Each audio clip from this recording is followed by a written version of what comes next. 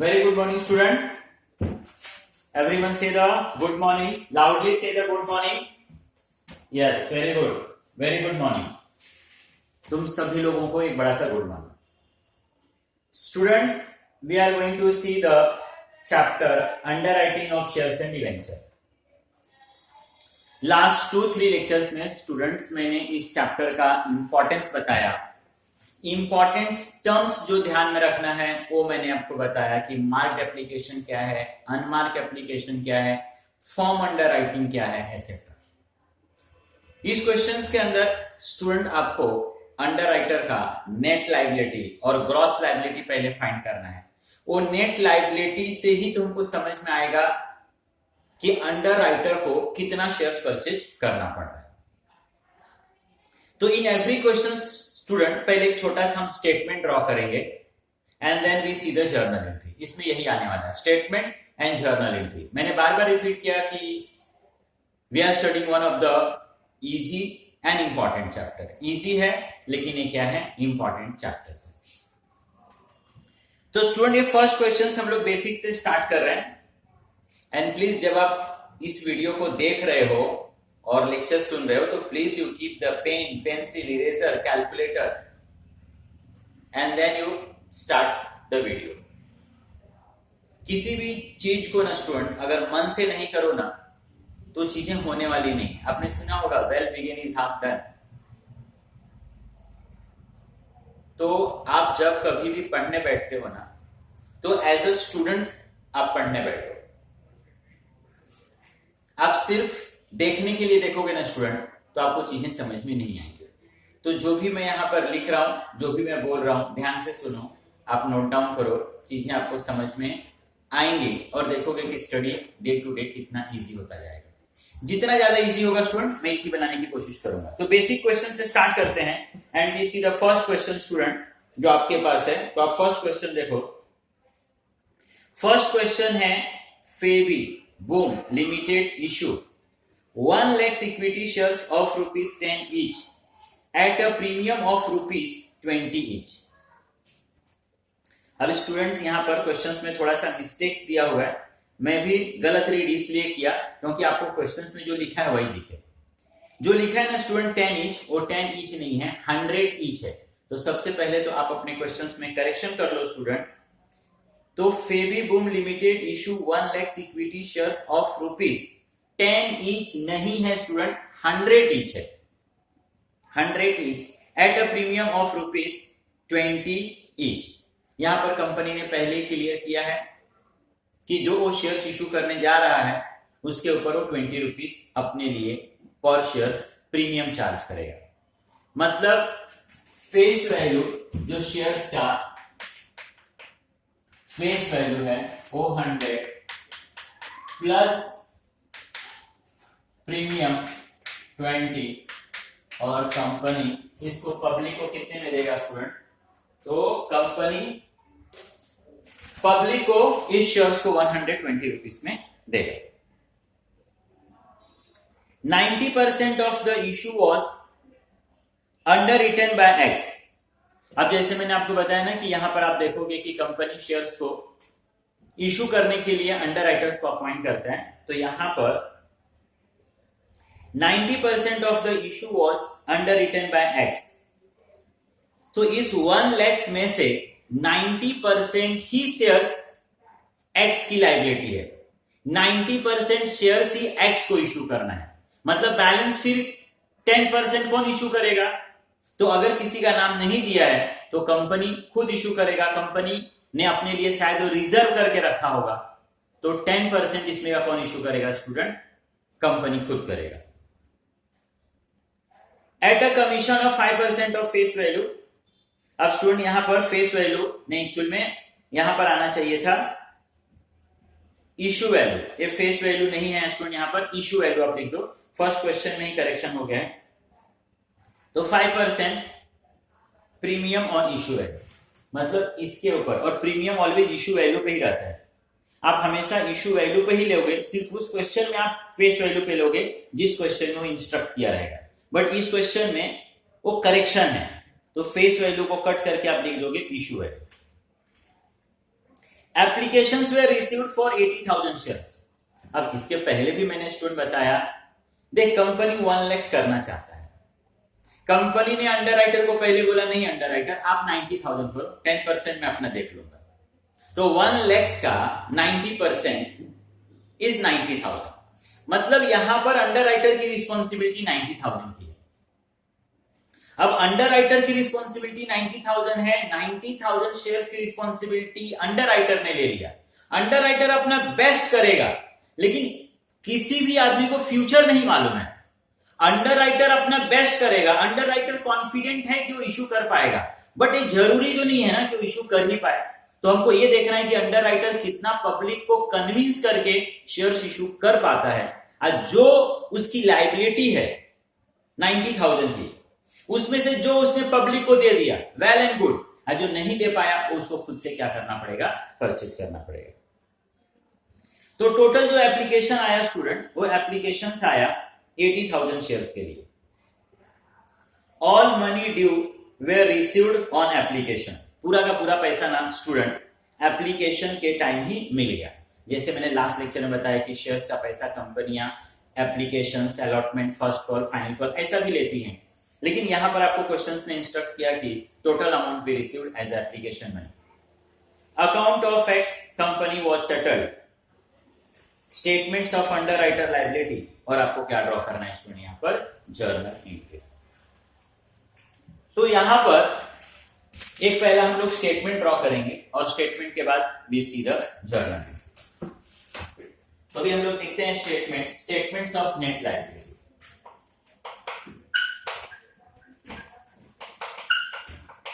Statements of net liability. अभी मैं net liability इसलिए लिख रहा हूं क्योंकि नेट लायबिलिटी ही फाइंड करना है यहां पर स्टूडेंट, तो उसमें मैंने क्लियर लिख दिया कि statements of net liability.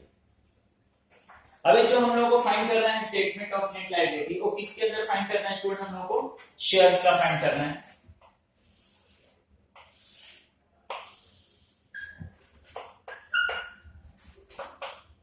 Underwriter का नाम क्या है स्टूडेंट, एक्स कंपनी है, आई होप एक्स कंपनी, और यहां पर बैलेंस कौन, फेविबूम, ये खुद से परचेज करेगा।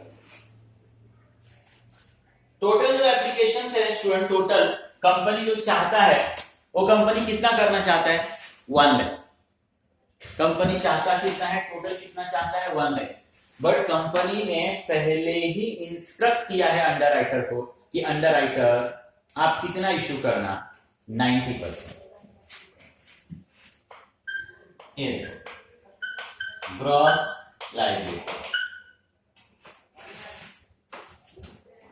1 लाख का स्टूडेंट 90%, 1 लाख का स्टूडेंट 90%, तो 90,000, इसको 90 करना पड़ेगा।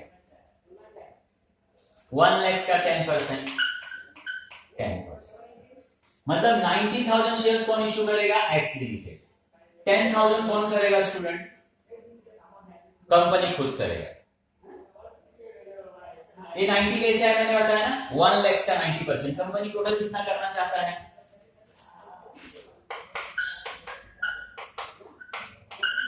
टोटल इशू कितना करना चाहता है, 1 लाख। 90%, 10%, एक्स कंपनी और फिर 90 और 10, मतलब इन्होंने टोटल शेयर्स को एक तरह से मैं बोलूं तो 9:1 की रेशियो में डिवाइड किया कि 9% आप करोगे, 1% मैं करूंगा। लेस एप्लीकेशंस रिसीव्ड, देखो इनको कितना एप्लीकेशंस रिसीव्ड हुआ, टोटल एप्लीकेशन, टोटल एप्लीकेशन,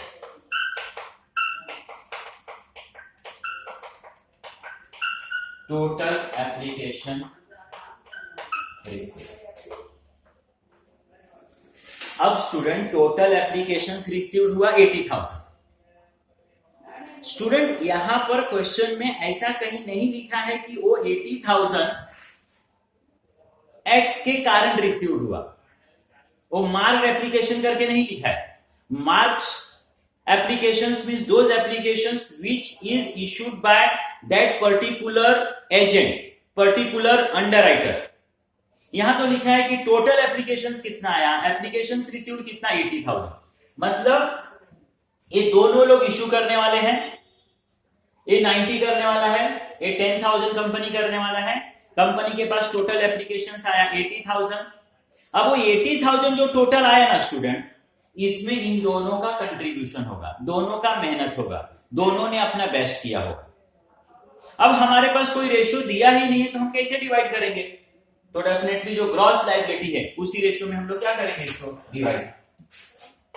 तो टोटल एप्लीकेशन 80,000 आया and we have the ratio 9:1। इसका ये मतलब 72,000 और 8,000। टोटल इसका मतलब कि जो 80,000 एप्लीकेशंस आया, इसमें X के थ्रू 72,000 शेयर्स इशू हुआ। टोटल एप्लीकेशंस जो 80,000 आया, उसमें से कंपनी के थ्रू 8,000 शेयर्स इशू हुआ। 90,000 X को करना था, 72,000 X ने अपने थ्रू कर दिया, तो 18,000 इज द लायबिलिटी। अब इसको कितना परचेज करना पड़ेगा, 18,000 परचेज करना पड़ेगा, और ये 2,000। ये हो गया नेट लायबिलिटी। ओके स्टूडेंट, यहां पर ये जो फेविबूम है, एक कंपनी है, तो ये 2,000 शेयर्स इशू करने की, या खुद वो परचेज करे, अपने फ्रेंड्स को दे, अपने रिलेटिव को दे, इस 2,000 को कहीं से भी मैनेज करे, एक कंपनी का लुकआउट है। एजेंट का लुकआउट कितना था, 90,000 शेयर्स। एजेंट ने कितना अपने थ्रू कर दिया, 72,000। अब एजेंट को कितना करना है dear, 18,000। 18,000 is the liability of the agent, underwriter. Underwriter की लायबिलिटी कितनी शेयर्स की है स्टूडेंट, 18,000 की। ये कितना शेयर्स इशू करेगा अभी, या कितना शेयर्स परचेज करेगा, 18,000। 90 की रिस्पॉन्सिबिलिटी इसने लिया था, 72 किया, अब 18 इसके लिए एक तरह से ऑब्लिगेशन है कि चलो ये 18,000 के लिए आप पैसे कंट्रीब्यूट करो। तो इस जर्नल के अंदर, इस क्वेश्चन के अंदर, ये 2,000 का शॉर्टफॉल कंपनी मैनेज करेगा। इस 2,000 से एजेंट को कोई लेना देना नहीं है। एजेंट को किससे लेना देना है, सिर्फ 18,000, उसकी रिस्पॉन्सिबिलिटी 18,000। अब स्टूडेंट आप क्वेश्चन करते समय ये कंफ्यूज मत हो जाना कि 90,000 इसको करना था, 80,000 एप्लीकेशन आए, तो आप 90 में से 80 को माइनस मत कर देना। अरे डियर, ये 80 एप्लीकेशन आया तो इसमें सिर्फ X का नाम नहीं लिखा है ना, ये तो टोटल एप्लीकेशन आया, और उस शेयर्स को इशू करने के लिए दो लोग अपना बेस्ट कर रहे थे। एजेंट भी कर रहा था, कंपनी भी कर रहा था। कंपनी ने तो उसको 90,000 का ही रिस्पॉन्सिबिलिटी दिया था, तो टोटल एप्लीकेशन आया 80,000। कितने लोगों ने उसमें अपना काम किया, कितने लोगों ने अपना बेस्ट दिया उसके लिए, दोनों ने दिया। हमारे पास कोई डिवीजन का रेशियो नहीं है, तो डेफिनेटली एक ही बचता है, उनकी ग्रॉस लायबिलिटी के रेशियो में हम लोग इसको क्या कर देंगे, डिवाइड। तो 80 को मैंने 9:1 में डिवाइड किया, 72 आ गया, और कितना आ गया, 8। तो 90 में से 72 इसके थ्रू बिका, मतलब 18 परचेज करना पड़ेगा। कंपनी की रिस्पॉन्सिबिलिटी 10, 8,000 कंपनी ने इशू कर दिया, 2,000 का शॉर्टफॉल, ये 2,000 को मैनेज करेगा कंपनी। तो ये आपका हो गया एक छोटा सा स्टेटमेंट स्टूडेंट। अब इसके ऊपर जर्नल एंट्री। तो ऑलरेडी देखो स्टूडेंट, मैंने आपको जर्नल एंट्री लिख कर दिया है, और जर्नल एंट्री देखोगे तो उसमें मैंने आपको लिख कर दिया applications money receive, then applications money we transfer to the capital. उसके बाद से देखोगे student, we demand the applications, we demand the allotment money from the underwriter. Then हम लोग अंडरराइटर को क्या देते हैं, एजेंट, कमीशन। और फिर हम लोगों को अंडर राइटर से पैसे लेना है, अंडर राइटर को देना भी है, तो हम लोग उसके पैसे को एक दूसरे के साथ क्या कर लेते हैं, एडजस्ट। तो वही एंट्री यहां पर भी स्टूडेंट हम लोग सेम करेंगे। तो सबसे पहले स्टूडेंट यहां पर मैं एंट्री करूंगा 80,000 शेयर्स हमारे पास आया। कितना शेयर्स आया स्टूडेंट हमारे पास पब्लिक से? 80,000 टोटल हमारे पास एप्लीकेशंस आया।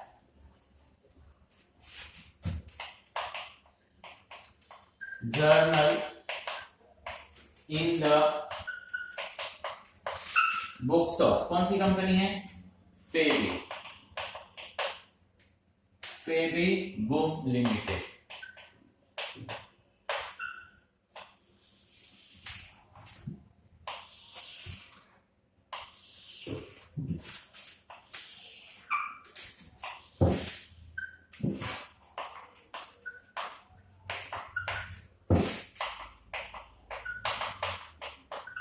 ओके स्टूडेंट, तो सबसे पहला जो एंट्री होगा applications money received from the public.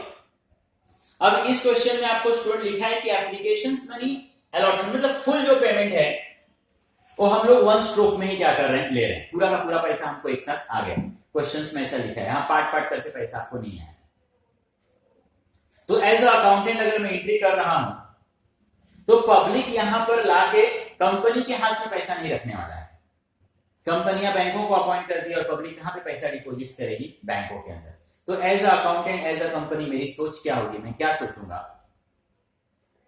Public applications और अलॉटमेंट का पैसा दे रहा है। किसको दे रहा है? हमको दे रहा है कि बैंक को दे रहा है? बैंक को दे रहा है। बैंक क्या है स्टूडेंट? नाम है। Bank balance is a real.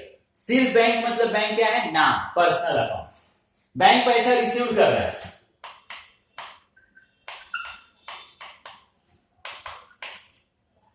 Bank account debit two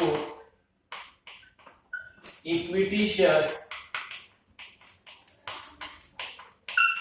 application and allotment account. 80,000 share student. Public ने कितना पैसा दिया? 100 face value, 20 rupees premium. Public यहां पर कितना दे रहा है? 120। तो ये हो गया 96 lakhs। 80,000 शेयर्स का 120 रुपीज के हिसाब से हमको आ रहा है।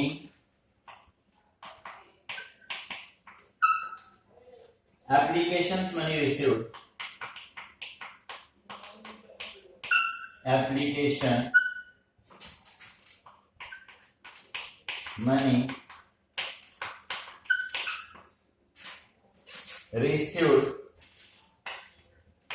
on 80,000 shares at rupees 120। तो हम लोग को स्टूडेंट 80,000 शेयर्स के ऊपर 120 रुपीज के हिसाब से पैसे क्या हो गए? रिसीव हो गए। अब जो पैसा आया ना स्टूडेंट, वो पैसा कहां पे रखा हुआ है? एप्लीकेशंस और अलॉटमेंट अकाउंट के अंदर। जो भी पैसा आता है पहला स्टूडेंट हम लोग उसको एप्लीकेशंस और अलॉटमेंट अकाउंट के अंदर इसलिए रखते हैं कि ऑन दैट डे स्टूडेंट हम खुद भी कंफर्म नहीं होते हैं जब एप्लीकेशन आ रहा होता है तो कि ये सारे जो एप्लीकेशंस आए हैं उसमें से who will become the real share holder of the company.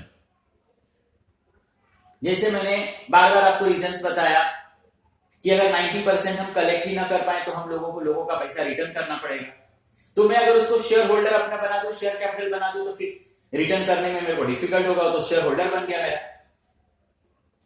तो जो पैसा हम लोगों को एप्लीकेशंस के टाइम आता है उसको उस समय हम कंफर्म नहीं होते हैं कि who will become the share holder, तो वो पैसा हम लोग फिलहाल कहां पे रखते हैं?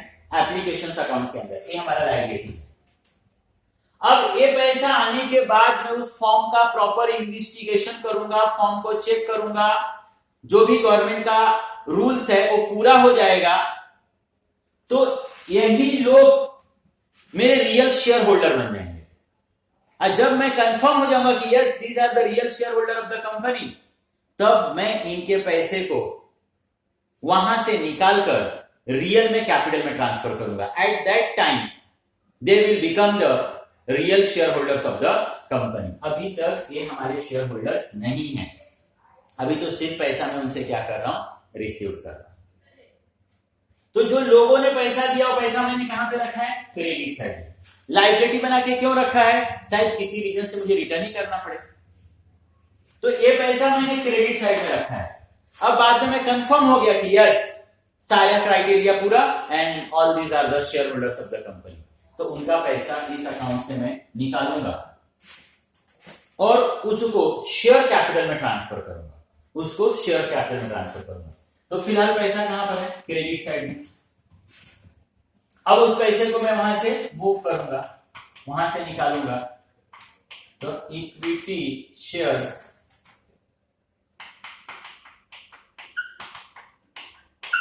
Application and allotment account debit 96 to equity shares capital 80,000 into 100 80 lakhs to security premium 80,000 into 20 1,60,000। Okay student, अगर आप देखोगे तो equity shares application allotment credit, equity shares application allotment debit, cancer. Real में तो एंट्री एक ही फिर हो जाएगा जिस एंट्री से आप बार बार फैमिलियर हो, cash and bank account debit to equity shares capital to security premium. और एक एंट्री तो समझाना मुझे और इजी भी होगा, मैं बोलूंगा कि देखना मेरे लिए बैंक पैसा रिसीव कर रहा है, बैंक इज द रिसीवर, मैंने शेयर्स इश्यू किया, इक्विटी शेयर्स कैपिटल मेरे लिए क्या बन जाएगा, लायबिलिटी। मुझे प्रीमियम का पैसा मिल रहा है, प्रीमियम मतलब एक्स्ट्रा अमाउंट, मेरे लिए प्रॉफिट, क्रेडिट। लेकिन मैंने बताया कि ये एंट्री आपको कंपलसरी क्यों हो जाता है, क्योंकि जब पब्लिक हमको पैसे दे रही होती है एप्लीकेशन के टाइम, तो we not confirm who will become the share holders of the company. तो हम लोग यहां पर करेंगे being applications money transfer to being applications and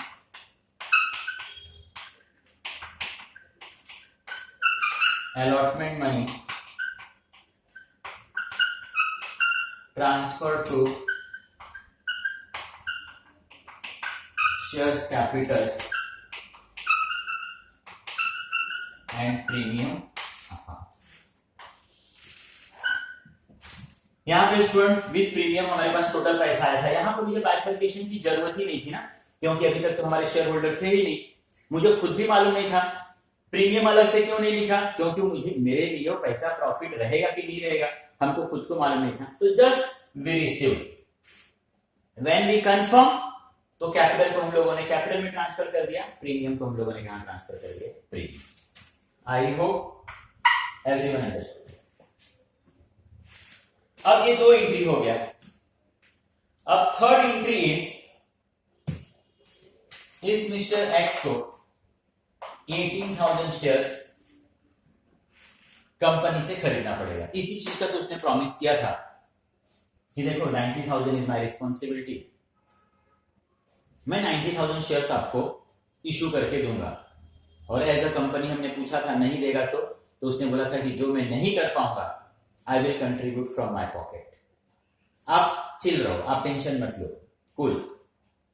तो अब 18,000 शेयर्स किसको परचेज करना पड़ेगा, एक्स को, एजेंट को, अंडरराइटर को। मैं अंडरराइटर को क्यों बोल रहा हूं परचेज करने के लिए, एज अ अकाउंटेंट कंपनी का एज अ कंपनी में क्यों बोल रहा हूं, क्योंकि उस बंदे ने मुझसे प्रॉमिस किया था जो मेरा अंडर राइटर ही नहीं रहेगा उससे जाके मैं बोल सकता हूं कि अरे देखो ना यार, मेरा शेयर्स नहीं बिक रहा है, मैं गवर्नमेंट का क्राइटेरिया पूरा नहीं कर पा रहा हूं, प्लीज आप ऐसा करो ना, मेरे से शेयर्स खरीद लो। मैं नहीं बोल सकता, लेकिन इसको क्यों बोल सकता हूं? क्योंकि इसने क्या किया था? प्रॉमिस किया था। इसके बोलने से ही तो मैं रिलैक्स हुआ कि चल मेरे को कोई इश्यू नहीं है, mister x will issue the shares, mister x मेरा 90% कंट्रीब्यूट करके देगा। तो अब 18,000 शेयर्स किसको परचेज करना पड़ेगा? एक्स को। एज अ अकाउंटेंट अब मेरी सोच क्या होनी चाहिए? एज अ कंपनी मेरी सोच क्या होनी चाहिए? मैं इस मिस्टर एक्स से पैसे लेने वाला हूं शेयर्स के, वो मेरे लिए लाइक अ डेटर्स है। उसने मुझे प्रॉमिस किया था, सर डोंट वरी मैं कंट्रीब्यूट करूंगा। मैं रिलैक्स हो गया, यस एक्स विल कंट्रीब्यूट। तो वो मेरे लिए लाइक अ डेटर्स है। डेटर्स कहां पर बैलेंस आता है बच्चा लोग? Debit side. तो उसके पहले मैं वहां पर क्या लिखा था जर्नल एंट्री में? Under writer. यहां मेरे पास नाम है ना, तो मैं उसका नाम लिख रहा हूं, x company account debit 18,000 shares. 120 rupees से मैं लूंगा। मैंने तो पहले ही बोला था ना कि देख भाई मेरे शेयर्स की कीमत कितनी 100, लेकिन मैं इश्यू करूंगा 20% प्रीमियम पे। तो X company account debit to equity shares capital 18,000 into 100 to security premium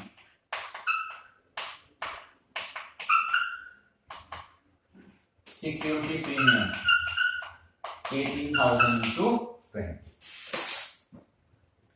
तो 18,000 into 120,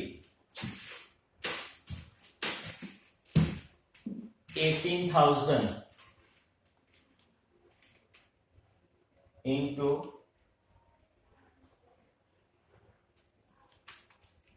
18,000 shares into 120, 21 lakh 60,000, 21 lakhs 60,000, 18 into 100, 18 lakhs, 18,000 into 20, 3,60,000।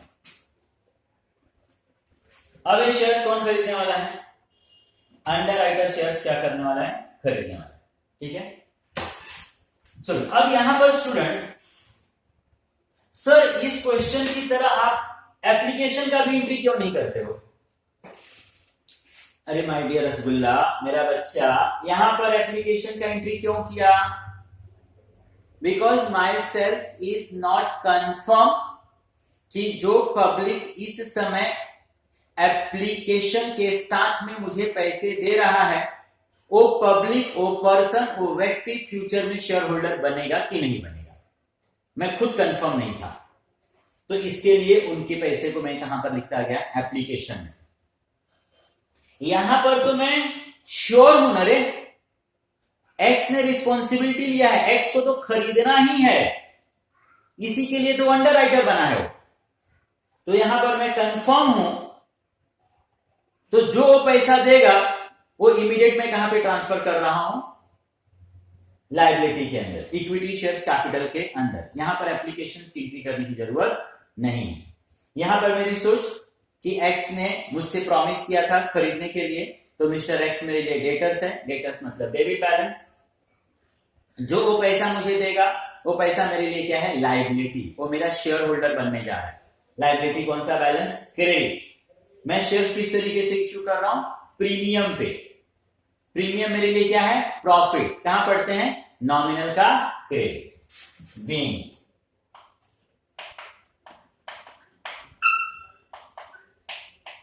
18,000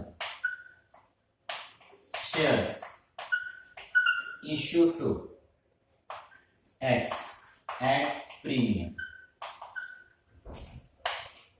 हम लोगों ने किस तरीके से इशू किया उसको? प्रीमियम। ओके स्टूडेंट, चलो अब मैं इसको थोड़ा सा रफ करता हूं।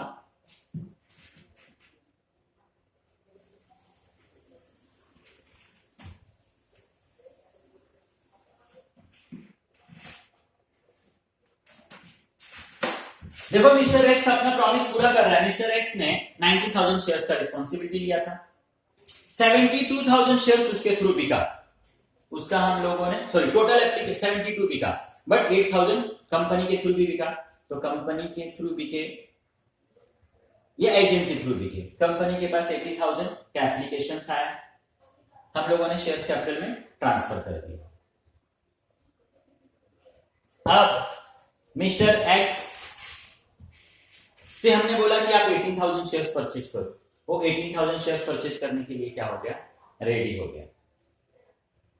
अब वो 18,000 शेयर्स परचेज करने के लिए रेडी हो गया। हम लोगों को मिस्टर एक्स से 18,000 शेयर्स का 120 के हिसाब से 21,60,000 रुपीज देना है। मिस्टर एक्स अपना प्रॉमिस पूरा कर रहा है। अरे मिस्टर एक्स अपना प्रॉमिस पूरा कर रहा है, कंपनी को भी तो अपना प्रॉमिस पूरा करना पड़ेगा। कंपनी ने क्या प्रॉमिस किया था, mister x social responsibility, mister x समाज सेवा कर रहा है क्या, सोशल वर्कर है क्या? मिस्टर एक्स ने ये रिस्पॉन्सिबिलिटी क्यों लिया था? क्योंकि मिस्टर एक्स का नेचर ऑफ वर्क ही वो है, और उसके बदले वो कंपनी से क्या चार्ज करता है स्टूडेंट, कमीशन चार्ज करता है। तो मिस्टर एक्स से हम लोग 21,60,000 का डिमांड करेंगे कि चलो एक्स 21,60,000 दे दो। मिस्टर एक्स बोलेगा यस सर, वो मेरी रिस्पॉन्सिबिलिटी है, मैं दूंगा, नो डाउट। लेकिन सर मैं आपका काम किया, उसका मुझे कमीशन भी तो दे दो। तो मुझे समझ में आया कि यस, मिस्टर एक्स का बोलना 100% राइट। तो हम लोगों को मिस्टर एक्स को कमीशन देना है। Commission is expense for us, तो अंडर राइटर कमीशन अकाउंट दे।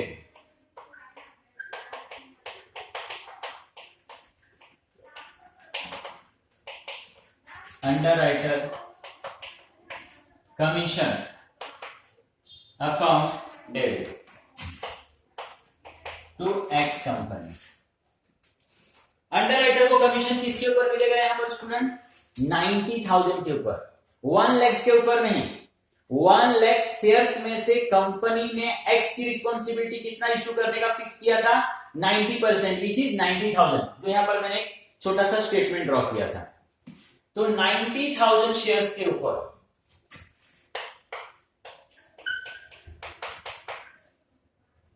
90,000 शेयर्स 120 के हिसाब से